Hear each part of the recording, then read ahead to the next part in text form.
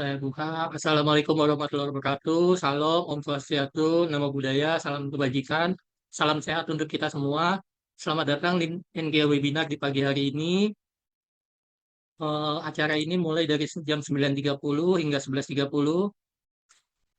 Sebelum kita mulai, ada beberapa aturan.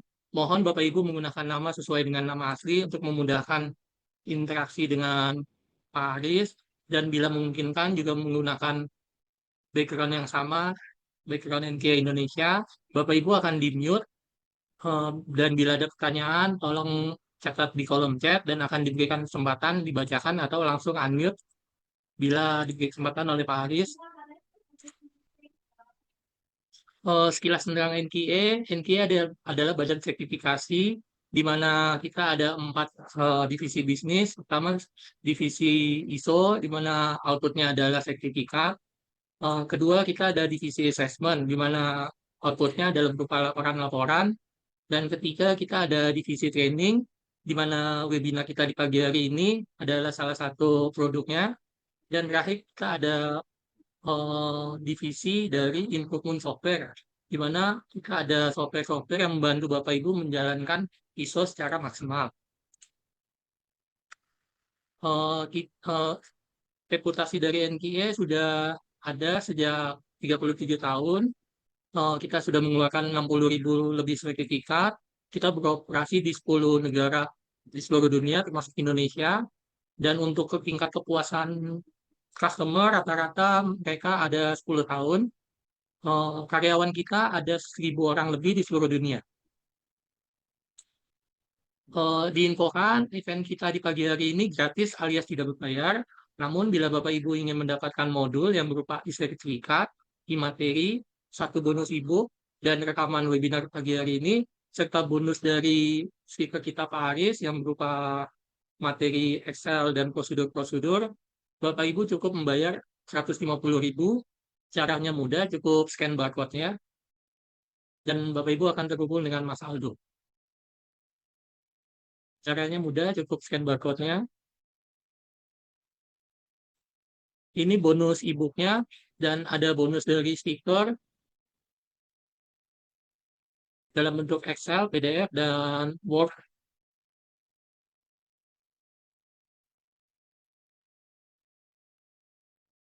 Tanpa membuang waktu, saya persilakan Pak Haris untuk event kita di pagi hari ini. Silakan Pak.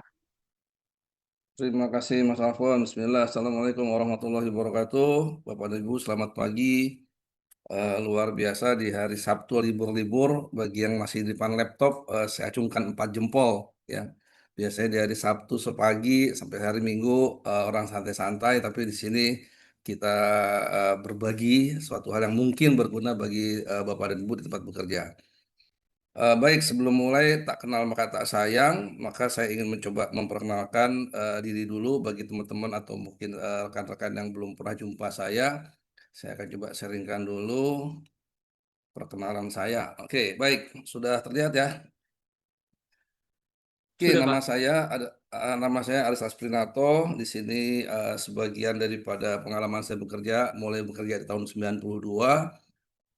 Di mana saya berangkat bukan dari seorang HRD, saya berangkat dari seorang maintenance di tahun 92 bekerja di Samsung, seorang maintenance yang masih ideal dari orang teknik mesin ya. Lalu pindah kepada Mattel dan akhirnya karena hobinya otomotif, alhamdulillah saya dikasih kesempatan buat join di General Motor. Dan situlah saya mulai mengenal dunia HRD dengan mulai dari dunia training. Jadi pakai masuk area biru dan akhirnya mulai di Philips hingga Askara Internal Group di atas itu saya masuk dunia HRD mulai dari performance management, organization development, CNB dan seterusnya. Jadi intinya kurang lebih sekitar 20-an tahun berkecimpung di dalam dunia HRD. Jadi yang warna kuning semua ini saya sudah pure dalam dunia HRD. Jadi istilahnya kalau Mas Asfal ini anak teknik mesin yang nyasar ke dunia HRD. Oke, ini bagian-bagian daripada yang pernah saya alamin dan beberapa tugas-tugas yang saya pernah saya jalanin selama saya berkarir. Alhamdulillah dipercaya oleh perusahaan untuk melakukan tugas-tugas di dalam dan di luar negeri. Ini sekelumit daripada pengalaman pribadi saya. Oke, di sini kita akan mulai analisa beban kerja. Oke, teman-teman, ayo kita itu deh, saya pengen interaksi nih.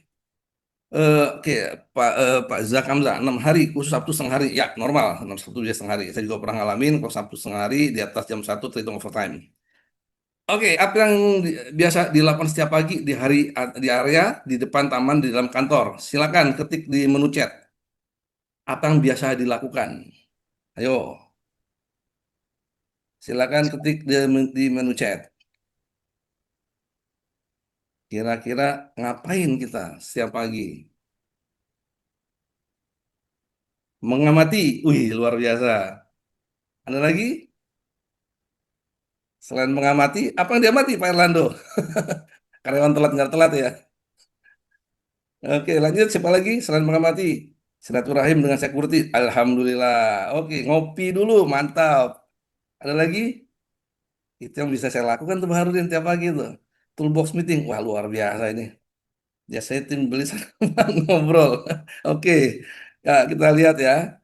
Oke, melihat view dari lantai 5. 15, meeting rally. Oke, kita lihat dimulai dengan huruf NG. Ya, tulis target langsung kerja Pak. Mantap, luar biasa Pak Eko. Ya. Nah, biasanya nih yang terlihat pada umumnya, bagian ngerokok biasanya ngerokok dulu. Ya, ngopi dulu ya. Tergantung ya ngopinya beberapa gelas. Ada yang ngobrol dulu ya. Ada yang ngerumpi dulu ya. Ada yang ngemil gorengan. Nah, pertanyaannya, oh ada yang ngeteh. Ya, thank you. Ntar saya tambah ngeteh. Kira-kira berapa lama nih kita ada di area yang ngerokok, ngopi, ngobrol? Ya, kadang-kadang kita nggak sadar. Ya, ujuk-ujuk sudah jam 8 lah, ujuk-ujuk udah setengah 9. Ya. Nah, ini yang akibatnya terjadi semacam distorsi ya, mengatakan saya sudah overload, ya, saya sudah capek kerja, saya kurang waktunya buat bekerja. Ya, karena tidak disadari di pagi harinya kita sudah spending waktunya yang seperti itu tadi, yang dimulai dengan huruf NG. Nah, kalau kita bicara masalah pekerjaan dan versus orang yang kita sebut dengan wola, hati-hati ya jika ingin melakukan WLA atau wola ya. Karena biasanya di konotasi karyawan tuh udah ada apa nih organisasi ingin melakukan wola. Apakah ada restrukturisasi, ada reorganisasi lagi disusun atau ada PHK dan lain-lainnya ya. Karena ini kita bicara beban kerja karena yang kembali lagi ya feeling orang beda-beda apa yang terjadi dengan perusahaan bila mana sudah melakukan dengan wola ini. Oke. Oke, ini kita lanjutkan saja ya. Komponen bola itu sebenarnya ada 3 ya. Ada waktu, ada orang, ada pekerjaan ya. Kita sebagai pelakunya udah pasti saya melakukan pekerjaan, saya melakukan 1, 2, 3 yaitu namanya pekerjaan. Tapi orang lupa yang sering lupa adalah waktu ya. Bahwa waktu ini kita terbatas. Tadi sudah kita bahas ada pertanyaan 1 hari 24 jam kerja ada yang 5 hari, ada yang 6 hari, Sabtu setengah hari dan seterusnya dan seterusnya. Ini yang kadang-kadang tidak apanya tidak tersadarkan ya bahwa waktu ini ada batasnya karena bahwa kita juga punya keluarga, kita harus kembali ke rumah, juga kena macet segala macam sehingga waktu ini sangat-sangat terbatas. Sementara orang pekerjaan itu adalah orang tidak berganti ya. Orangnya itu aja, pekerjaannya itu aja, tapi kan waktunya yang berganti. Apalagi sekarang musim hujan, banyak banjir di mana macet-macet bisa menambah suatu hal yang tidak diinginkan. Mengapa perusahaan perlu bola ya? Ini sebenarnya klise banget ya, karyawan adalah aset, tapi memang memang begitu adanya ya. Lalu time is money bagi seorang pengusaha ya, waktu adalah money dan tentunya terbatas juga waktunya ya. Pekerjaan harus diselesaikan, bukan ditunda atau disembunyikan. Nah, ini kadang-kadang banyak orang-orang yang mencoba menyelamatkan diri ya untuk dikatakan saya sudah selesai bekerja itu dengan melempar ke orang lain atau disembunyikan atau tidak melaporkan ya. Ini sering kali ya kasus saya temukan ya bagi teman-teman yang mungkin di HRD ini kalau kadang-kadang kita nggak tegas ya tim kita akan melakukan hal yang kita tidak inginkan ya bagaimana pekerjaan-pekerjaan itu harus segera diselesaikan bukan disembunyikan atau bukan dilemparkan ya. Dari pengalaman kemarin saya itu sekarang anak-anak sekarang khusus-khusus yang mungkin mohon maaf ya yang Gen Z sekarang ini saya jarang sekali melihat mencatat pekerjaan ya kira-kira saya dalam dalam minggu ini mau mengerjakan apa sih ya. Jadi intinya time management itu masih sangat-sangat terbatas. Itu di tempat yang sekarang sedang saya develop ya. Oke, Apa sih WOLA? Ya, jadi cara yang digunakan sebuah perusahaan untuk menghitung jumlah orang karyawan yang optimal dalam sebuah jabatan untuk menyelesaikan tugasnya secara efektif dan efisien dalam waktu tertentu. Ya, tadi tiga itu, ada orang, ada pekerjaan, ada waktu. Ya, jadi komponennya cuma tiga itu aja, bulatnya cuma di situ aja.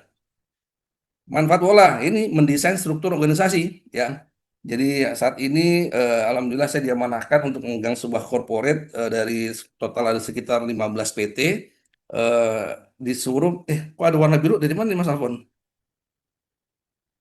Anonet Pak, ada yang kepencet saya bisa saya hapus. Oh, oke. Ya, ya. Jadi perusahaan owner sedang berkembang di mana saya diminta untuk membantu bagaimana menyusun tim HRD-nya secara corporate maupun secara business unit sehingga kerjanya tidak tumpang tindih. Jadi mendesain struktur organisasinya memang tidak mudah. Ada perusahaan-perusahaan yang sudah berhasil ya, yang holding holding lokal yang cukup gede kayak Triputra itu tuh bagus banget. Lalu ada Bakri dari perusahaan keluarga yang dulunya kecil sekarang sudah gede banget ya itu mendesain struktur organisasinya cukup bagus dalam melaksanakan kesehariannya.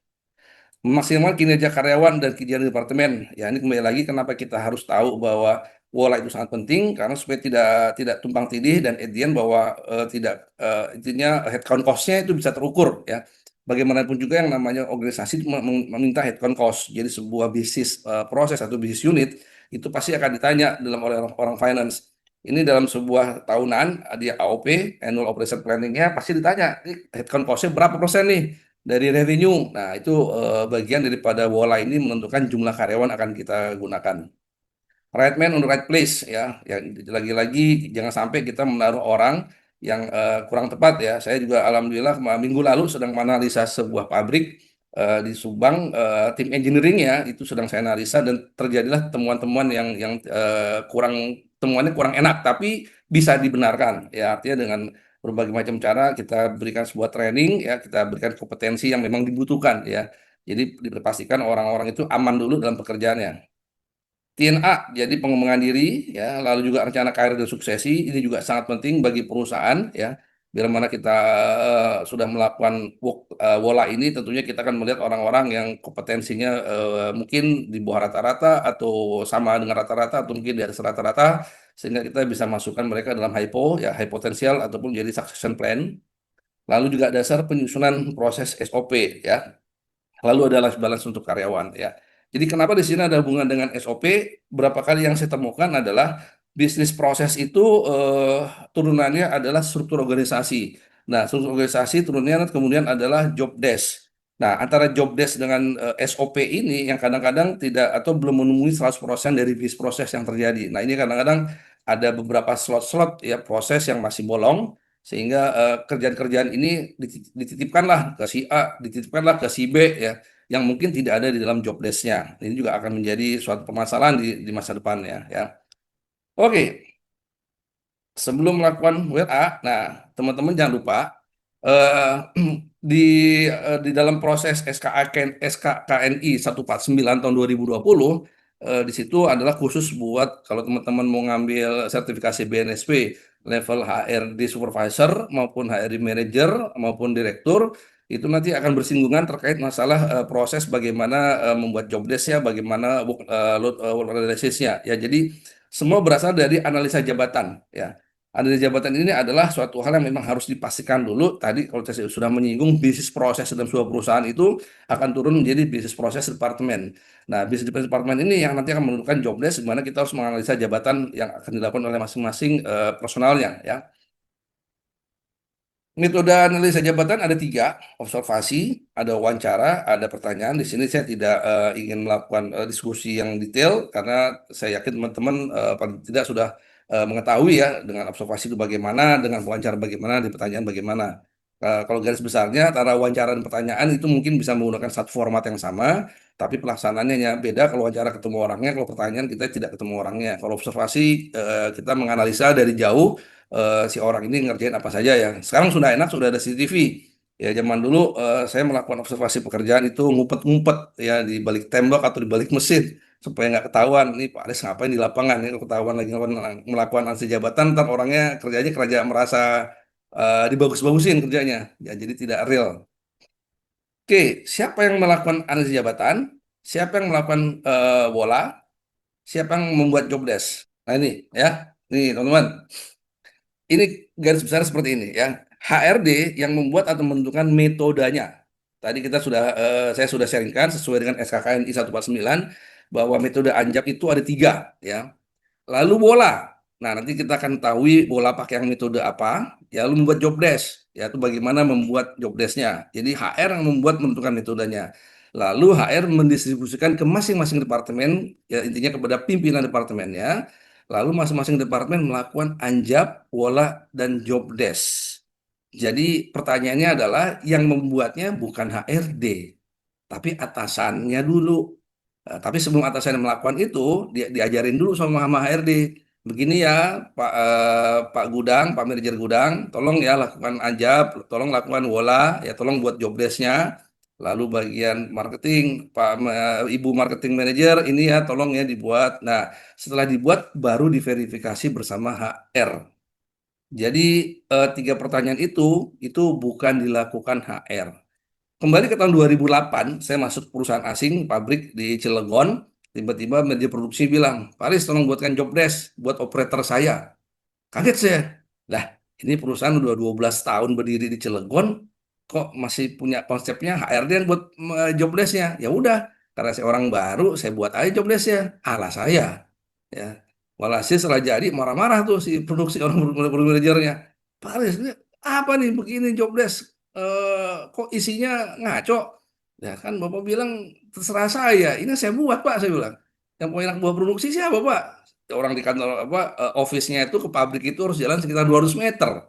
Ya, yang mengamati tadi kan ada di teman-teman di awal mengamati. Yang mengamati mengontrol anak buah siapa Pak? Dia bilang. Akhirnya terjadi diskusi, akhirnya dia sadar lah, akhirnya dia sadar bahwa yang buat jobbers itu bukan HRD. HRD menyebut metodenya, lalu memastikan diverifikasi oleh HRD, lalu disimpan tuh master job desk-nya. Nah, master job desk itu lalu akhirnya disesuaikan posisinya, misalnya itu ada orang satu satu job desk bisa terjadi ada beberapa operator. Lalu kan tanda tangan job desk oleh si pemegang jabatannya ya. Tapi ada juga perusahaan yang tidak melakukan tanda tangan job desk. Nah, ini akan jadi masalah nanti itu. Kalau terjadi dispute pekerjaan akan tidak selesai karena tuding-tudingan ya karena job desk-nya nggak jelas. Oke, kita lanjutkan. Nah, ini sudah dijawab semua ya. Bahwa ini yang kerjakan adalah bukan HRD tapi daripada masing-masing departemennya. Oke, pembuatan anjab walaupun job desk dibutuhkan keseragaman. Jadi dipastikan teman-teman yang sudah ISO itu pasti wajibnya diminta menggunakan dokumentasi yang sama atau format sama yang sesuai dengan ISO. Ya, lalu mudah dilacak oleh HR, lalu juga terkait dengan peraturan perusahaan, lalu juga terkait dengan perundang-undangan peraturan negara atau SKK ini 149 ya. Nah, ini kembali yang mudah dilacak ya. Jadi kembali lagi ada beberapa pabrik yang sedang saya coba bantu ya di mana ada banyak banget audit dari customer. Jadi customer dalam satu tahun itu dari berbagai customer itu datang ke pabrik ya untuk mengaudit sebelum terjadi bisnis atau memastikan bisnisnya akan berjalan dengan lancar ke depannya itu termasuk HRD di audit. Jadi kembali lagi hal-hal seperti ini HRD juga megang peranan dalam menentukan format-format yang dipakai oleh perusahaan ya. Jadi keseragaman dan lain-lainnya. Nah, ini sudah kita bahas ya. Jadi at the end-nya adalah di mana manajer departemen yang melakukan suatu pekerjaan. Oke, yang penting bonusnya ya. Oke, nah ini saya percepat aja ya. Jadi apa sih si job desk? Nah, ini ada struktur organisasi, ini opsional. Jadi ada job desk yang memasukkan SO-nya, yang jelas ada tugas pokok, ada tugas tambahan, ada tolak ukur, ya, ada hubungan kerja, ada dimensi. Dimensi ini biasanya terkait masalah capex opex, ya. Lalu ada kualifikasi atau spesifikasi dari pekerjaannya. Nah, ini ada kompetensi. Nah, di sini dari PKS, kalau kemarin kita di apa namanya di sesi sebelumnya ada sesi leadership, itu kita bicara kompetensi namanya PKS, yaitu pengetahuan, keterampilan sama skill. Jadi seorang karyawan itu untuk memenuhi pokok posisinya itu harus memenuhi kompetensi PKS. Nah, PKS itu kalau kita bicara di HRD larinya kepada SKKNI 149 tahun 2020 ya. Nah, ini kalau kita sudah tahu ini semua dalam job desk, tentunya kita akan belajar job grading ya. Di sini akan jelas sekali dan nanti nih kebetulan saya informasikan nanti tanggal 29 saya diberi kesempatan lagi loh NQA untuk memberikan susu ya. skala struktur upah. Jadi tanggal 29 hari Sabtu, 3 minggu lagi ya, 2 minggu lagi, saya diberi kesempatan nih untuk teman-teman yang mau join, silakan karena ini akhir tahun, tentunya ntar awal tahun diminta nih sama bos-bosnya bikin struktur yang baru, nah dengan UMR yang baru, nah kurang lebih seperti ini ya. Ya, ini menggunakan poin faktor. Nanti saya perkenalkan ada dua hal, ada menggunakan conversible faktor sama poin faktor. Di sini ada yang pakai poin faktornya. Oke, kembali ke WhatsApp, WhatsApp, Wola. Oke, nah teman-teman, ini case case yang benar terjadi ya, kurang lebih tahun 2016. Jadi saya didatangi oleh 3 orang ini nih, lagi anak kerja di ruangan, tiba-tiba orang ini datang nih. Pak Aris, tolong dong si HS officer ini diberi tindakan. Kenapa diberi tindakan? Karena membuat laporannya telat mulu, Pak. Si HC manajer bilang begitu. Saya repot nih harus melaporkan ke bos saya di negeri seberang, timingnya telat-telat mulu. Terus saya tanya lagi, job desk gimana, Pak? Ada job desk-nya. Cuman itu kok dia kerjanya terlalu lambat. Oke. Tapi saya bilang, saya nggak bisa melakukan suatu pemutusan sepihak tanpa ada keterangan dari manajernya atau yang jelas ya. Akhirnya saya kejar terus, saya harus punya bukti yang kuat pada saat saya diminta untuk melakukan pemecatan seorang karyawan. Secara diam-diam, akhirnya saya panggil tuh hasil officernya, ya. Lalu saya lakukan dengan metode seperti ini. Dulu tempat saya kerja ini, metodenya seperti ini nih. Bagaimana menghitung wolanya. Nah, ini real ya, angka-angka yang real. Saya suruh ngisi di area sini pekerjaan hariannya apa, weekly-nya apa segala macam, ada monthly working-nya bagaimana, lalu ada yearly work bagaimana, ada ad hoc-nya bagaimana. Nah, tercetuslah angka di sini sebesar berapa nih? Saya kasih warna putih dulu. 392. Nah, 392 itu luar biasa. Nah, di sini ada 173. Angka 173 ini apa nih kira-kira Bapak dan Ibu? Silakan di open mic. Ini orang HRD wajib kudu tahu, harus tahu, should be, nah, fardu ain. 173 ini apa? Silakan. 20 kali 8, 160, Pak. Enggak 173. Tugas KPI, masuk KPI tambahan ya, Pak. Jadi tugas tambahan bisa KPI tambahan. Tambah dikit lah. Oh, nggak boleh gitu, Pak. Orang HRD nggak boleh begitu. Ayo, 173 itu apa? Ayo. Saya belum nanya dari mana angka 173, tapi 173 itu apa? Wah, ini orang HRD harus wajib tahu nih. Dipersilakan Bapak Ibu yang bisa menjawab, bisa langsung unmute. Oh, standar rumus pembagian man hour. Iya, oke. Tapi apa dulu, Pak? Apa nih? Makna 173 ini apa nih? Akan dipakai rumus? Iya. Ya. Standar jam kerja per bulan. Betul, Pak Eko. Wah, ini kalau offline dapat coklat nih. Biasanya di tempat saya kerja, saya siapin coklat banyak. Yang jawab benar saya kasih. Oke. Adalah standar jam kerja per bulan. Pertanyaan berikut. Dari mana angka 173? Tolong jangan buka Google. Ayo, 173 dapat dari mana? Tolong jangan buka Google. Ini untuk HRD wajib tahu, khususnya orang payroll. Waduh, ini nggak bisa nggak nih. Ini kudu tahu, wajib, fardu ain, should be, shall. Nah, itu. Dari manakah angka 173 ini? Nah, tadi ada yang benar jawabannya 1 bulan. Nah, sekarang tertulis nih sebanyak 392. Waduh, berat itu. Dua satu setengahnya dari mana, Pak? Ayo, 21,5-nya dari mana? Oke, 1 tahun ada berapa minggu? 53. Oke, 52 ya, kita ambil rata-rata 52 52 ya. ya, oh ya. Oke, 1 minggu berapa jam kerja kita? 40. Ya oke, 40 kali 52 berapa? Buka kalkulator. 2000 berapa? Ayo, ini rumus nggak apa angka ini nggak boleh lupa. Dalam setahun ada 52 bagi 12. Ya tuh, Pak Ritiawan ya. Jadi silakan dengan matematik aja. Jadi 1 minggu 40 jam kerja dikali 52 minggu dibagi 12 bulan. Itu dapatnya 173,33333 dibulatkan menjadi 173. Nah, ini orang HRD wajib tahu nih 173 itu angkanya dari mana ya. Itulah angka kerja rata-rata jam kerja setiap bulan. Nah, bisa dibayangkan sementara hitungan HSE officer-nya aja ada 392 ya. 392 ini kan berarti luar biasa. Ya, 173 kali 2 aja masih 340-an. Ini 392. Nah, akhirnya si manajernya saya panggil nih. Ya, akhirnya saya suruh ngisi si manajernya. Pak manajer, coba deh ada yang ngisi ini ya kolom kolom yang ini sudah diisi oleh anak buah Anda nih ya. Tolong Pak manajernya isi menurut Anda bagaimana jam-jamnya? Diisi ini sama dia ya. Masih di angka 23 ya, masih terlebih ada 60-an. Nah, artinya baru tahu nih si manajer safety-nya. Wah, anak buah gue overload rupanya. Ini aja gue udah ngitung pakai ala gue masih 233. Nah, akhirnya singkat cerita saya bilang sama manajernya, ya udah Pak, makanya Bapak hati-hati. Jangan menyalahkan tim Bapak dulu main pencet-pencet karena hanya membuat laporan terlambat. Ya. Nah, sekarang saya kasih solusi Pak ya. Saya bilang, ini ada 1 3 jam kerja, ini 2 3. Ayo kita lihat lagi. Kira-kira kerjaan mana yang bisa dilempar ke orang magang.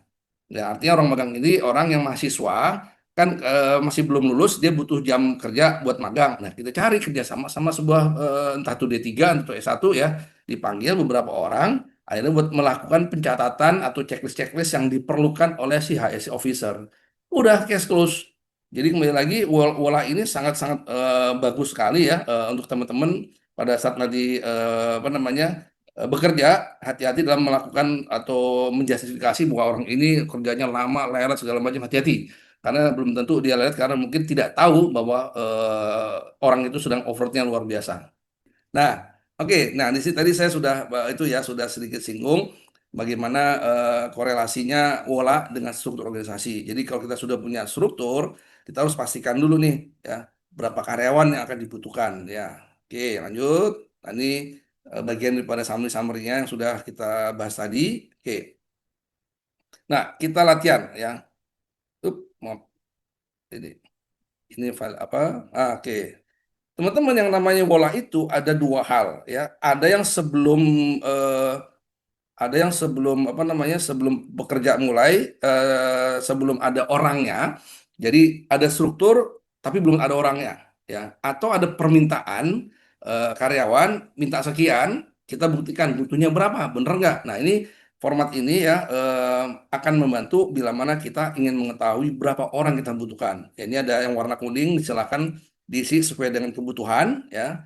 Lalu di sini ada efisiensi. Nah, di sini angka 70% atau 80% atau 85 ini adalah kesepakatan manajemen. Karena kita tahu yang namanya manusia bukan robot ya.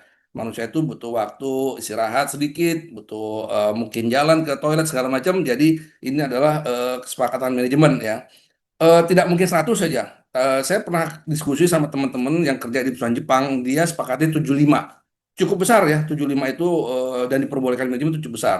Cuma rata-rata biasanya di angka 80. Nah, 80 misalnya kita ganti di sini 80. Kita ketik 80 ya. 80. Nah, di sini uraian tugas ini berangkat dari job desk. Jadi teman-teman, betapa pentingnya job desk. Ya, job desk salah, bolanya salah. Ya, jadi kembali lagi job desk sangat penting ya. Lalu hasil kerjanya ditulis, jumlah hasilnya bagaimana ya. Nah, sini ada waktu apa mau harian, tinggal kita pilih. Ada harian, mingguan atau 2 mingguan dan seterusnya. Ada waktu efektif ya. Lalu di sini ada keterangan ya yang warna apa namanya coklat muda ini sudah ada rumusnya ya. Di sini sudah ada listnya, jadi tinggal pilih. Nah, di sini ada rumus. Di sini ada panduan waktu, sudah saya buat linknya. Ya 30 ya sini misalnya waktu penyelesaian 30 menit, 30, 1 jam, 1 jam. Nah, ini yang akan melink dengan bagian ini nanti ya ada rumus-rumusnya ya. Nah, ini ada rumusnya nih. Tuh, oke. Jadi kalau misalnya oh ini saya salah ketik, salah pilih bukan harian. Ini harusnya mingguan, tinggal klik otomatis dia akan berubah sendiri. Oh, salah ini misalnya bulanan, gantilah bulanan tinggal pilih dan seterusnya seperti itu ya. Jadi tinggal klik, tapi yang paling penting ada di sini ya kerjaannya ya harus jelas sama jumlah hasilnya. Ke bawahnya sebagai tambahan-tambahan saja hasil kerja di reportingnya ataupun apa hasil kerja pada karyawannya, lalu bahan kerjanya apa. Kalau saya sudah ada yang penuh ya saya lupa. Ada yang sudah diisi. Nanti contohnya sudah diisi ya. Ada hal yang perlu diisi ya. Diisi secara manual sesuai dengan isi job desk. Yang paling penting adalah di sini. Nah, contohnya misalnya ada admin SDM, ya dibutuhkan admin SDM dengan pekerjaan ABCD sampai ada 10 pekerjaan, lalu kita lihat output pekerjaan seperti ini, ya dengan waktu yang dibutuhkan, dikatakan butuh 2 karyawan. Jadi tadi di awal saya sudah sempat singgung, misalnya ada permintaan 3 karyawan, 4 karyawan, diiyain dulu aja, lalu kita lakukan kita minta si atasan itu melakukan wola dengan metode ini apakah benar diminta 3 atau 4. Jadi di sini bila mana ingin merekrut atau misalnya belum ada orang, kita bisa menggunakan metode yang ini. Oke. Kita lanjutkan dulu di sini.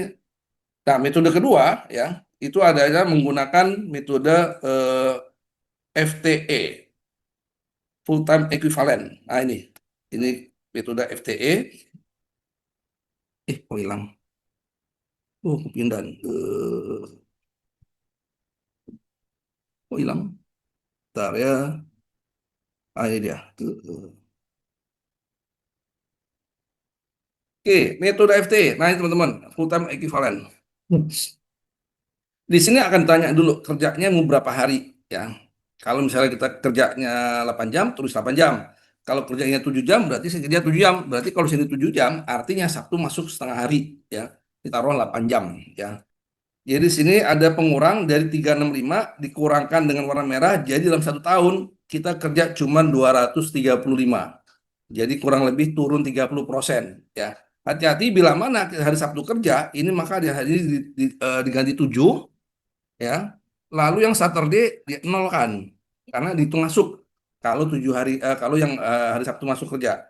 Jadi tinggal pilih saja teman-teman mau 8 jam atau 7 hari kerja nanti disesuaikan. Nah, ini kembali lagi ya efisiensi ya kesepakatan bagaimana mau 80 mau 75 silakan taruh 80 lagi kita samakan dengan dia dengan yang tadi 80. Nah, ini hanya verifikasi saja, setiap ini sudah ada rumus-rumusnya. Nah, kita bisa langsung ke bawah. Kembali lagi aktivitas. Ini berangkat dari mana? Ini berangkat dari job desk lagi. Jadi kembali lagi adalah job desk megang peran utama dalam melakukan wola. Frekuensinya berapa? Juga ini tinggal pilih ya. Ada day, ada week, month atau year. Ini ada lokasi waktunya ya. Misalnya apa namanya? Kita ganti minggu ya kita ganti minggu, week. Nah, teman-teman bisa lihat nih, lihat yang warna biru ya. Kalau warna biru ada daily volume sampai yearly volume. Jadi kalau kita ganti day, dia akan pindah ke day. Nah, kalau kita ganti year, dia akan pindah ke month atau year. Ya, jadi sudah nggak usah mikir-mikir rumusnya. Di sini sudah rumusnya tinggal diganti. Pak, salah nih harusnya ini 2. Tinggal klik 2, ketik 2, langsung angkanya berubah juga. Dan seterusnya. Ini juga sudah ada rumusnya di sini, ya. Sudah terhitung rumus, ya. Di sini sudah ada FTE-nya juga sudah ada rumus. Nah, FTE hasilnya adalah tidak sebisa mungkin kurang lebih 1, angkanya 1 ya. Cuman sangat sulit mendapatkan angka 1,00. Biasanya saya membuat rule of thumb ya 1,1 sampai antara 0,9 sampai 1,1 itu masih dikatakan sudah matching dengan job desk dan kerjaannya. Nah, di sini ada 1,2. Nah, berarti 1,2 ini bisa boleh karena apa? Masih diperbolehkan overtime. Contohnya gini ya, jadi misalnya ada peraturan adalah andai lembur 1 jam sehari, maka seminggu ada 5 maka 5 jam. Ya, di sini ada perhitungan, ada rumus, sehingga kalau kita ditambahkan dari 1,198 ditambah dengan 1,7 maka 1,32. Ya, jadi lebih dari 1,7. Jadi akan dikatakan lembur bila mana di atas 1,37 baru dikatakan overload. Sampai 1,37 masih boleh dengan lembur. Karena sebagai orang HRD tentunya juga ada peraturan ya bahwa lemburan itu diperbolehkan sama perusahaan pasti ada budget maksimalnya ya. Berapa budget maksimal lembur? Ada yang memperbolehkan sampai 30% dari total apa namanya gaji. Ada yang nggak boleh cuma ada 20%, itu juga dipersilakan. Jadi kembali lagi teman-teman HR di masing-masing perusahaan itu membuat satu kebijakan bagaimana upah lembur yang diperkenalkan karena akan terkait dengan angka ini ya. Jadi kalau udah 1,37 lebih, misalnya 1,45 itu pasti dianggap lemburannya melebihi dari standar. Jadi kembali lagi FTE kita lihat dari angka ini. Nah, kalau FTE ini kebalikan dengan yang tadi. Kalau tadi kita bicara berapa orang mau kita rekrut atau berapa orang kita butuhkan, kalau FTE akan melihat sebenarnya orang ini overload atau tidak. Nah, jadi pertanyaan-pertanyaan yang tadi di depan bahwa kok saya kerjanya 24 jam kurang, kok saya pulangnya malam terus, dan seterusnya, dan seterusnya. Nah, ini bisa menggunakan metode FTE, ya.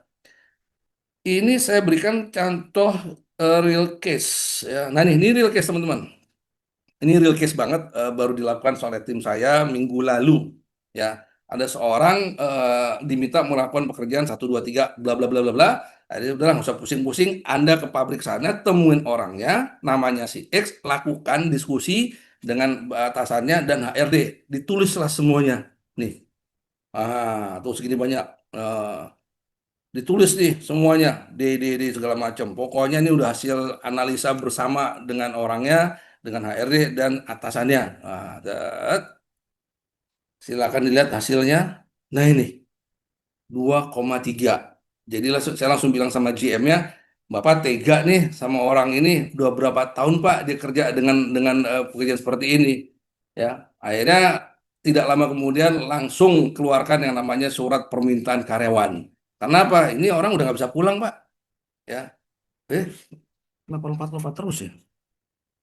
Bentar ya. Nah, nih. Jadi teman-teman perhatikan ya. Nih, ini nyata. Jadi saya udah kasih dua metode berbeda tadi, bahwa yang namanya WOLA itu sangat penting, bisa menyelamatkan karyawan. Yang satu tadi mau dipecat nggak jadi, ya. Yang satu udah empot-empotan mau dikasih kerjaan lagi, ya. Tapi alhamdulillah perusahaan memutuskan buat menambah pekerjaan, bisa menambah orang buat mengurangi kerjaan orang ini. Jadi nanti ini akan ada terbagi dua, ya. Di sekian banyak orang ini ada 39 item akan menjadi dua, dibagi dengan dua orang. Jadi fair enough, ya. Jadi dengan menggunakan Wola ini kita bisa saling membantu dan memberikan atasan-atasan kita ataupun atasan dari departemen lain bahwa bersikaplah bijak dalam kita memberikan suatu pekerjaan sesuai dengan porsinya masing-masing, ya, sesuai dengan kompetensinya masing-masing juga. Oke, kita lanjutkan. Nah, ini tadi sudah kita bahas, ya, bahwa overall atau tidaknya menggunakan FTE bisa kelihatan. Lembur tiap hari boleh-boleh saja selama itu tidak keluar dari budget yang sudah ditetapkan oleh perusahaan. Nah, ini sudah kita bahas, ya, bahwa, nah, pertanyaannya teman-teman, kalau orang lembur tiap hari, kira-kira apa sih yang membuat lembur itu tiap hari? Pastinya orang awal-awalnya kalau cuma sehari dua hari oke lah, tapi kalau setiap hari dapat lembur, itu kira-kira apa penyebabnya? Nah, itu kembali lagi pekerjaan daripada masing-masing departemen, atasannya itu harus menganalisa dibantu dengan HRD. Ya, kembali lagi boleh lembur, tapi kalau bisa jangan setiap hari. Karena tadi di depan kita sudah membahas yang namanya life balance, ya. Bahwa karyawan itu pasti juga ingin pulang cepat, satu dua hari, khususnya misalnya hari Jumat pengen weekend, ya, atau dan yang lainnya. Nah, untuk teman-teman finance, ya, itu nggak usah heran, karena biasanya di awal bulan atau di akhir bulan memang biasanya overtime-nya luar biasa. Karena apa? Karena closing, karena buat laporan. Jadi nanti teman-teman kalau misalnya menggunakan FTE ketemu angkanya 1,4 atau 1,5, dianalisa dulu, ya. Jadi maksud saya pada saat kita sudah menemukan angka ini cukup besar, ya, angkanya 1,4 atau 1,5, teman-teman lihat dulu kira-kira penunjang yang paling gede itu di mana, ya. Oke, katakanlah paling gede di sini, ya, misalnya contoh, oh di sini nih, ya, lalu kita lihat dia kerjaan di sini ngapain sih, ya. Jadi kita analisa dulu dia kerjanya, misalnya di sini nih, misalnya ya andai kata ini suatu pekerjaan analisanya luar biasa, membutuhkan waktu banyak, ya nggak apa-apa juga kalau memang dilakukannya sebulan sekali atau sebulan dua kali. Jadi kembali lagi analisa pekerjaan bisa dikatakan oke-oke saja, dalam arti kata tidak keseringan sebulan sekali dan sebulan dua kali, dalam rangka ada closing pembuatan laporan di setiap departemennya. Itu masih biasanya perusahaan masih acceptable, ya, buat memberikan sebuah tambahan-tambahan overtime, ya. Oke, nah ini tadi sudah kita bahas, ya.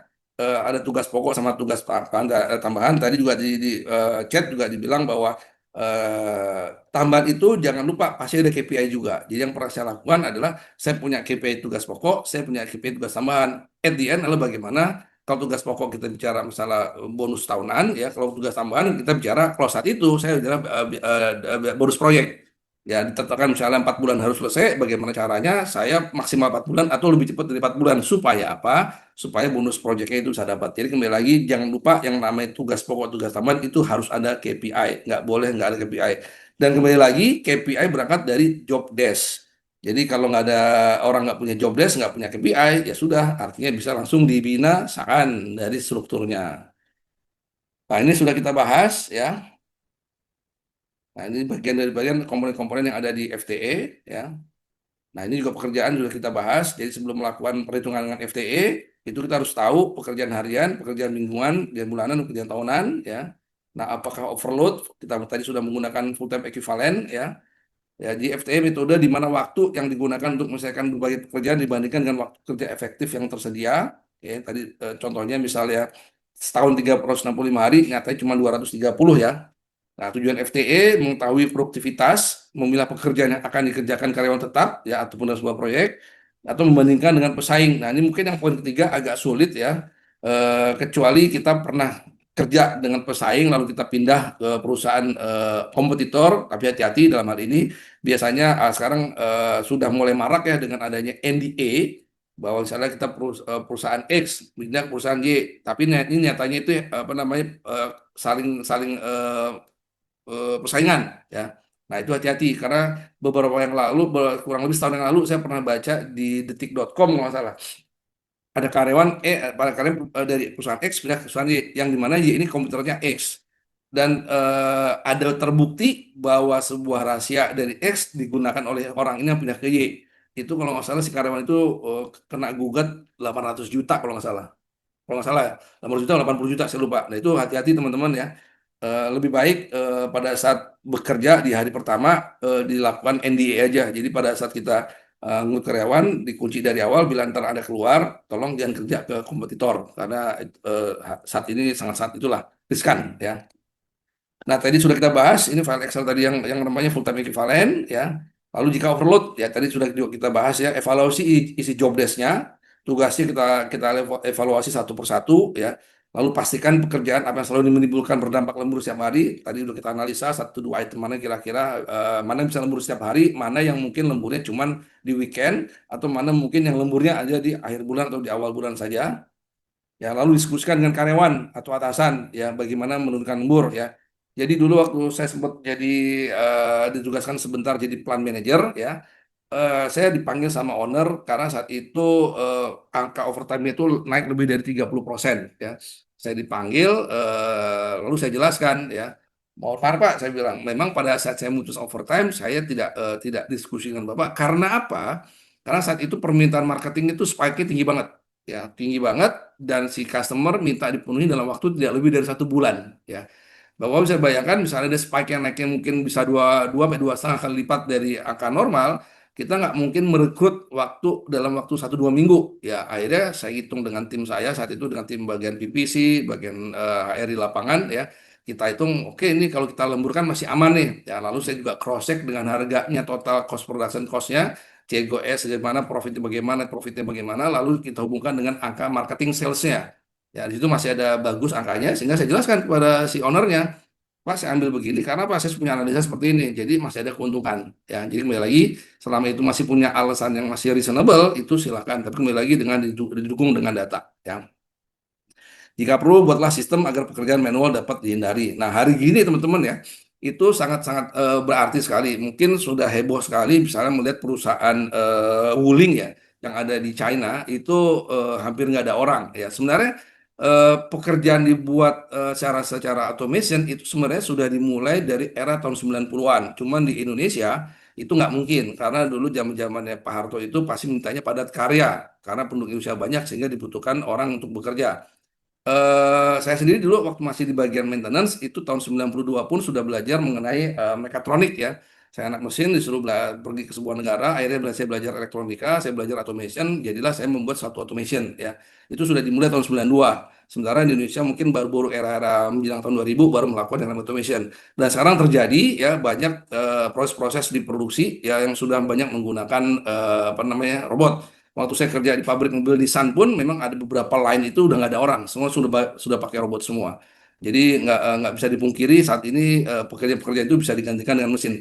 Mungkin ya tadi yang di Mercedes-Benz ya, itu setahu saya di pabriknya di Jerman ada perakitan engine-nya aja, saya lupa tahun berapa, itu memang sudah menggunakan robot semua. Jadi jangankan mobil engine aja sudah bisa dirakit oleh robot ya. Nah ini tadi ini. Ini contoh kasus lagi teman-teman ya. Sekitar tahun 2009 ini ya. Jadi mungkin teman-teman yang Gen X, Gen Y ya, atau mungkin baby boomers itu pernah melakukan absensi dengan kertas amano. Ya, jadi kertas amano itu ada kertas segede HP gini ya, dicekrekin ya, lalu ditaruh dalam sebuah lemari di pintu masuk atau mungkin di dekat locker, di mana dulu saya ada satu orang tim, satu staff yang setiap hari melakukan perhitungan jam kerja, jam lembur. Jadi dia itu kerja 3 sampai 4 jam itu hanya buat mengecek data absensi karyawan yang saat itu jumlah karyawannya kurang lebih 100, 150, 160 ya. Operatornya mungkin 70% dari angka itu. Jadi mungkin kita 100 orang ya. 100 orang itu tiap hari. Jadi 3 sampai 4 jam sehari dia pasti ngecek ya. Lalu atasan saya minta tolong, ini gimana caranya orang ini dibuat mudah ya. Akhirnya saya belajar tuh, belajar mengenai hukum lemburan, di mana harus ada SPKL, lalu siapa yang membuat SPKL, siapa yang mengapprove SPKL, siapa yang mengecek jam lemburnya, siapa yang mengapprove jam lemburnya. Dan rupanya teman-teman, yang namanya lemburan itu bukan tanggung jawab HRD. Ya, HRD itu kembali lagi membuat konsep ya. Jadi akhirnya saya membuat file Excel. Jadi Excel itu dibuat semacam kayak perhitungan lembur ya, automation lah pokoknya. Kita milih shift berapa, segala macam, lembur berapa, dan itu yang isi bukan HRD. Yang isi ada supervisor dari masing-masing tim di produksi ataupun supervisor di mana ada karyawan yang membutuhkan lembur. Jadi bukan orang HRD. Jadi dengan Excel itu supervisornya akan menyeting waktu kerjanya, shift berapa, akan menambahkan waktu lemburnya, lalu di-approve oleh manajernya. Nah, dari manajer itu langsung kalau ketua keluar summary setiap bulannya si A, si B, si C ini lembur berapa jam ya. Lalu juga nanti di-approve sama atasannya. Jadi saya bilang sama tim-tim yang orang-orang punya tim apa namanya eligible buat lembur, saya bilang saya setiap bulan hanya mau mendapatkan email dari manajer yang sudah meng-approve lembur. Ya, akhirnya terjadilah perpindahan pekerjaan dari tim saya yang tadinya 3 4 jam sehari mengecek jam lembur, akhirnya jadi nol. Tidak melakukan apa-apa, saya pindahkan kepada bagian yang memang sesuai dengan pekerjaannya. Yang membuat SPKL siapa, yang mengecek real orang yang lembur siapa, yang mengapprove siapa. Nah, nggak enaknya, nggak enaknya setelah terjadi pergantian itu otomatis kerjaan tim saya ini agak-agak mulai berkurang kan ya. Karena bayangin 3 4 jam sehari berarti 50% dalam sehari. Ya, akhirnya eh, saya prosesnya dari HRD saya rubah lagi sehingga orang ini saya kasih tanggung jawab untuk mengatur masalah bus jemputan, masalah seragam dan selanjutnya. Tapi yang namanya perkembangan waktu semua bisa digantikan dengan sistem, semua bisa digantikan HRIS yang saat itu juga sedang naik daun. Akhirnya saya diminta bos saya untuk melepas tim saya. Nah, jadi ini nggak enaknya bola ya. Jadi makanya di awal saya sudah wanti-wanti bila teman-teman di perusahaan ingin bicara bola, kalau bisa nih jangan di open dulu ke karyawan karena dampaknya bisa nggak enak ya. Karena di benak karyawan nih dampaknya waduh ini ada bola nih kerjaan gue dianggap apa nanti bisa ada atau tidak ada. Tapi ini what it is ya sekarang bahwa kalau misalnya di pabrik itu pasti akan sangat diminta automation. Kalau pekerjaan kayak komersial ya mungkin sebagian sudah bisa. Contohnya misalnya apa? Misalnya orang marketing buat sistem kalau pesan barang nggak usah lewat orang tapi lewat sistem. Itu juga bisa menjadi satu pertimbangan untuk memulakan pekerjaan di departemen marketing dan selanjutnya. Tapi intinya message-nya adalah bicara bola, kita bicara masalah orang, bicara masalah pendapatan orang ya. Mungkin teman-teman juga bisa melihat kasus-kasus PHK yang banyak terjadi ya di Indonesia ini ya yang juga terlepas masalah juga masalah cost productionnya gede sehingga kemarin masalah Michelin yang cukup ramai sehingga para pejabat turun tangan ya saya pikir juga automation sangat berpengaruh sehingga juga UMR juga sangat berpengaruh. Jadi kembali lagi pesan saya bola ini sangat-sangat riskan karena at the end akan mempengaruhi kontribusi seseorang atau beberapa orang dalam sebuah perusahaan. Oke, nah ini tadi yang kasus real juga. Akhirnya teman saya diminta bos saya untuk dilepas, ya tentunya dengan perhitungan-perhitungan yang saat itu sesuai dengan undang-undang. Ya, oke. Nah ini tindakan-tindakan perbaikan ya. Jadi kita contoh, saya buka dulu. Ini kalau nggak salah filenya yang pernah saya buat ini nih, agak besar. Iya, agak agak besar. Ini udah aku buka. Belum. Ini belum. Nah ini teman-teman, ya. Ini yang tadi saya bilang saya buat apa namanya file ini ya di sini tahun 2010 ya sorry tahun 2000 ya 2010 ya Di sini ada harinya, di sini ada ininya, di sini tinggal pilih juga ya. Tinggal pilih ini ada kriteria SHN ya. Kalau saya pilih tadi normal normal otomatis ya. Ini ada DS, ada pilihan lagi tergantung pada shift-nya, day shift atau afternoon shift ya. Tinggal kita ganti ya, otomatis jamnya juga akan berubah ya. Oke, di sini ada misalnya H, ini akan berubah juga. Nah, di sini lemburannya nih. Overtime hari kerja normal, overtime hari kerja libur, ya, overtime libur nasional dan seterusnya ya. Lalu sini ada, nah dia ngisi supervisor produksi ini, entah produksi, entah warehouse, siapapun ya, siapapun orangnya. Ini di sini ada orang namanya Isomudin, ada Asep Junedi ya. Nah ini yang ngisi adalah orang-orang masing-masing ya. Masing-masing mengisi memastikan bahwa dia kerja sesuai dengan shift-nya dan overtime-nya. Dan ini summary. Nah ini yang tadi saya katakan, saya bilang ke semua manajer yang punya anak buah yang overtime, saya hanya minta ini aja nih ya. Nah, ini dibuat oleh supervisornya, Pak Kahar. Di sini ada nama manajernya, Saiful ya. Saya minta di-emailkan saja, screenshot, kirim email, ini yang saya pakai buat perhitungan lembur. Nah, suatu ketika ada komplain ya dari karyawan ke HRD, Pak, lembur kami kurang ya. Nah, disinilah fungsinya HR for non HR, teman-teman ya. Bahwa di awal saya sudah katakan bahwa saya di HRD hanya menerima bersih yang sudah di-approve oleh atasan ya. Nah, bila mana ada perhitungan, katakanlah si Isomudin ini ada kesalahan perhitungan di total lemburnya, ya, di sini mulai kan ini kan manual di sini. Nah, katakanlah dia harusnya di sini lembur, ya misalnya kita ganti ke jam 20, berarti kan otomatis hitungan kan beda, ya, hitungan lemburan beda. Nah, di sini akhirnya yang kita tegur adalah supervisornya.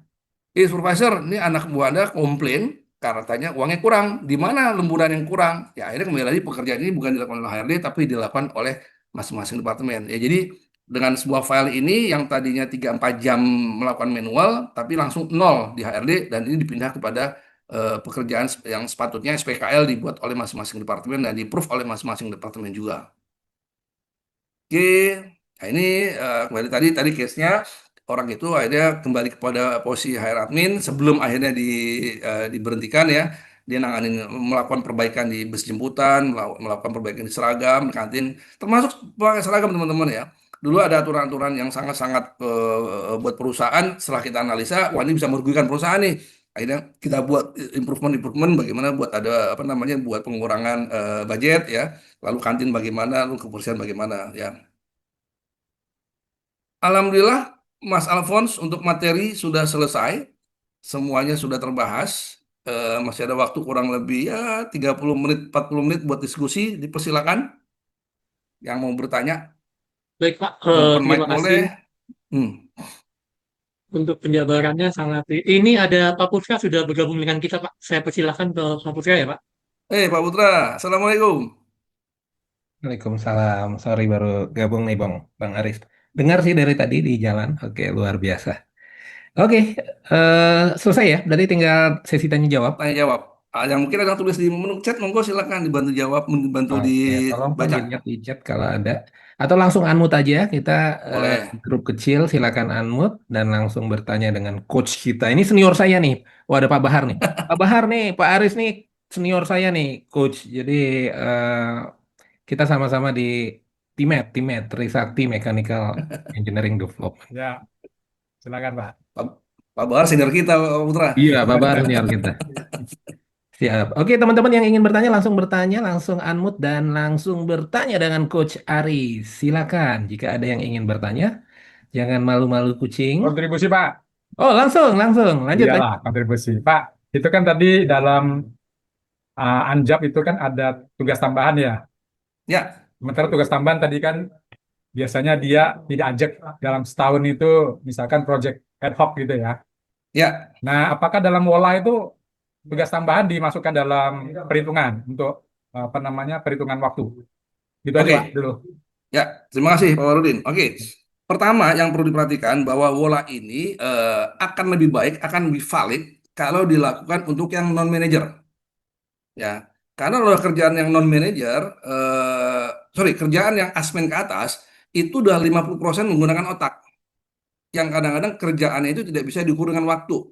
Ya, sehingga untuk WOLA ini akan lebih baik mungkin yang pekerjaan 75%-nya itu dilakukan secara fisik. Ya, yang aja di job desk. Jadi saya tidak menyarankan untuk WOLA dilakukan untuk asmen ke atas udah nggak mungkin. Ya, itu yang pertama. Terus kedua terkait apakah WOLA digunakan untuk terkait tugas tambahan, yes or no Pak. Ya, tergantung dia. Misalnya saat itu saya sudah posisi manajer, ya, diminta menjadi manajer proyek, ya. Makanya saya langsung berkelit. Saya udah nggak ada waktu nih Pak, dengan kerjaan sekian banyak, ya, dengan proses dulu megang proses manajemen, ya. Cuman karena manajemen rupanya di balik itu punya punya program Pak Hawarudin. Rupanya dia ngetes saya, ya. Dan alhamdulillah setelah dapat proyek itu dan berhasil, saya promote Pak.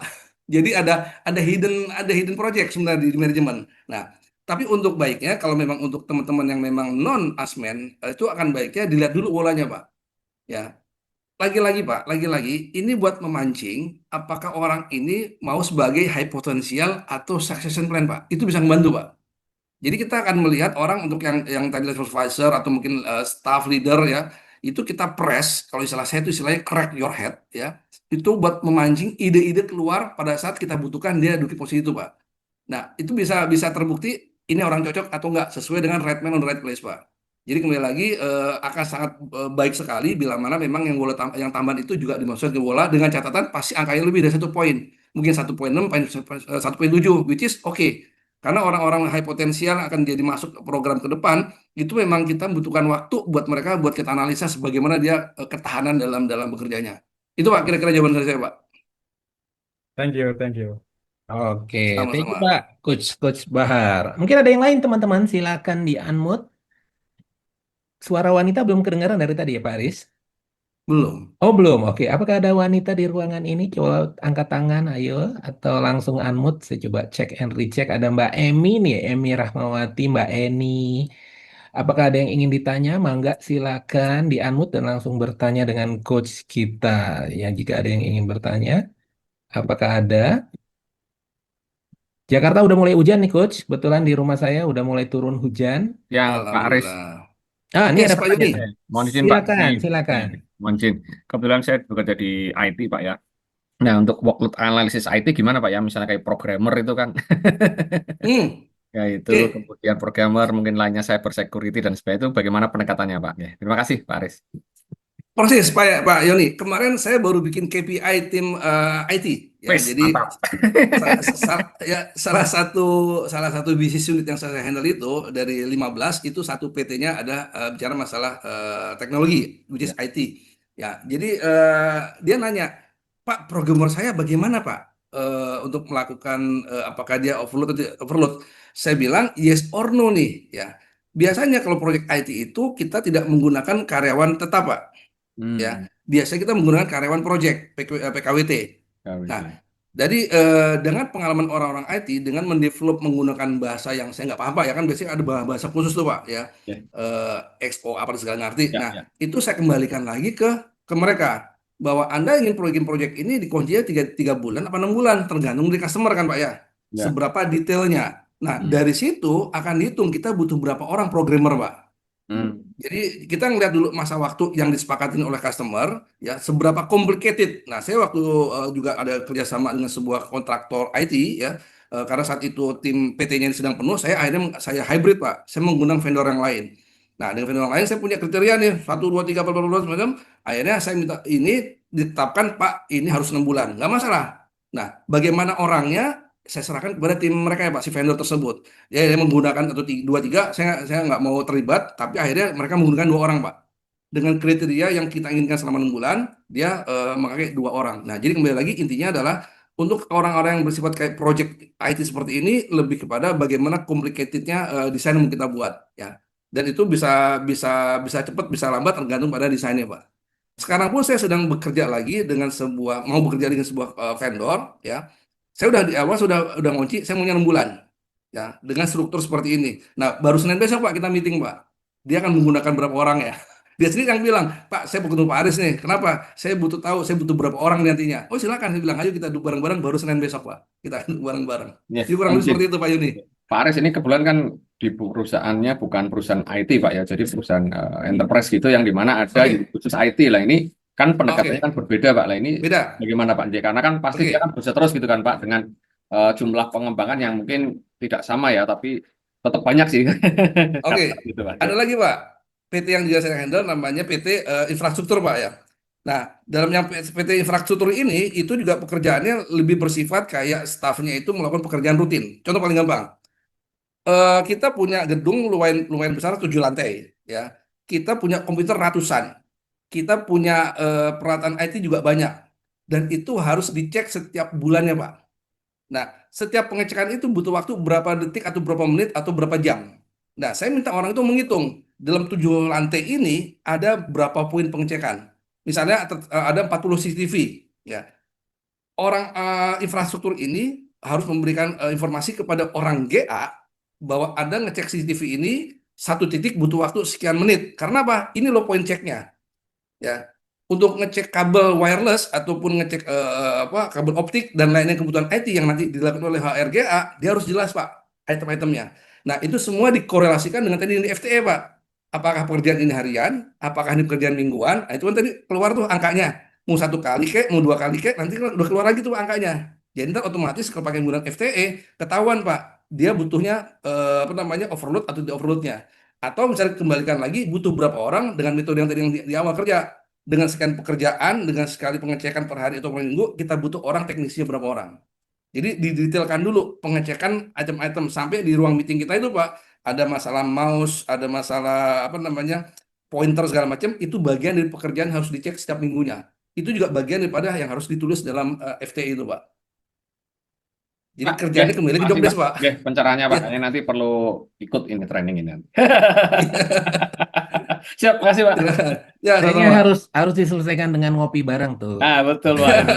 Ini karena pasti ramai di teman-teman yang IT ini, berapa butuh programmernya ini, gitu kan. Betul, betul, betul. Gitu. Siap, makasih Pak. Oke, thank you Sama-sama. Pak Yoni. Oke. Teman-teman mohon maaf tanya jawabnya kita sudahi dulu karena kita sudah waktunya juga. Izin Mas Aldo atau Mas Alfon untuk materi penutupnya. Jika belum puas dengan jawaban-jawaban, kita carikan waktu langsung untuk ngopi-ngopi bareng dengan Coach Aris. Next. Oke. Belum terbuka. Oke, saya perlu informasikan teman-teman event pagi hari ini free alias gratis alias tidak berbayar karena ini bentuk sedekah ilmu dari Coach Aris. Kita ucapkan terima kasih untuk sedekah ilmu yang luar biasa dari Coach Aris. Namun ya, jika teman-teman ingin mendapatkan sertifikat seperti yang ada di kiri, sebagai bukti teman-teman udah mengikuti event hari ini, kemudian ingin mendapatkan juga materinya, tadi kan banyak materinya yang dijabarin oleh Coach Aris, kemudian ada e-book juga yang related dengan topik kita di pagi hari ini, plus rekaman. Jika mau rekaman, tadi banyak yang kelewat, mau direkam ulang, teman-teman ada sedikit investasi nggak besar, hanya Rp150.000 saja. Caranya gampang, tinggal foto barcode-nya, nanti teman-teman akan terkoneksi ke Mas Aldo atau Mas Alfon dan bisa meminta 4 item tersebut ya. Monggo, silakan foto barcode-nya. Oke, next Mas. Nah, ini bonusnya ternyata banyak ya. Ada e-book ya, e-book ini teman-teman bisa peroleh. Plus dari Pak Aris ini memberikan sedekah ilmunya banyak sekali. Ada 4 PDF form, ada form Excel dan lain-lain. Ini semua bisa diperoleh sama teman-teman semua. Ya, banyak sekali nih ada form-formnya, contoh SOP, contoh prosedur. Kemudian ada beberapa file lagi, nggak perlu diutak-atik sendiri. Ini filenya udah file Excel. Tinggal digunakan saja. Nah, teman-teman tinggal peroleh ya. Caranya gampang tadi ya. Mungkin dibalik sedikit font. Setelah melihat bonusnya mungkin ada lagi nih yang mau ambil ya paketnya. Silakan nih foto barcode-nya teman-teman yang ingin mendapatkan contoh-contoh form tadi ya dengan cara foto barcode ini dan teman-teman berhak untuk mendapatkan bonus-bonus itu semua ya. Silakan di foto barcode-nya. Oke. Next. Tak ada garing yang tak retak teman-teman, kita butuh inputan dan masukan dari teman-teman semua. Jika ada kekurangan di sana sini, kita pengen improve di next event kami. Silakan difoto barcode-nya, nanti ada beberapa pertanyaan dan tolong dijawab dalam rangka kami untuk bisa improve ke depannya ya. Silakan difoto. KIM info, Bu IM info kalau investasi 150.000 butuh nanya-nanya lagi boleh Bu, silakan ya. Pak Aris itu handphonenya nyala 24 jam Bu, tenang aja ya. Silakan nyala 24 jam ya. Oke. Oh ini form evaluasi. Udah tadi form evaluasinya. Next. Oke, yang ingin tahu mengenai NQA, apa aja itu yang ada di jaringan NQA, silakan foto barcode ini. Nanti teman-teman akan terkoneksi ke beberapa media sosial milik NQA. Silakan ya cari infonya dan silakan bergabung juga dengan NQA Channel untuk mendapatkan update informasi terkait dengan standarisasi dan ke-human resource-an atau human capital. Oke, itu saja teman-teman semua. Dari saya sudah, mungkin ada kata penutup, Coach. Silakan, Coach. Coach Aris. Ya, terima kasih teman-teman, Bapak-bapak dan Ibu di hari Sabtu yang libur ini masih berkenan di dalam laptop untuk bersharing berbagi ilmu yang mudah-mudahan juga berguna bagi saya juga. Tadi saya tertarik juga ada masukan ada 1,8 itu saya penasaran jujur ya. Saya akan cari ke letter teman-teman yang lain.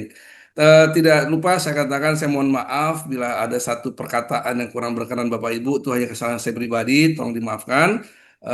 Oleh karena itu, terima kasih Pak Putra dan teman-teman. Kita mungkin jumpa lagi di tanggal 29 untuk yang struktur skala upah, karena untuk menghadapi tahun depan UMR bergerak itu bagaimana kita menyikapinya.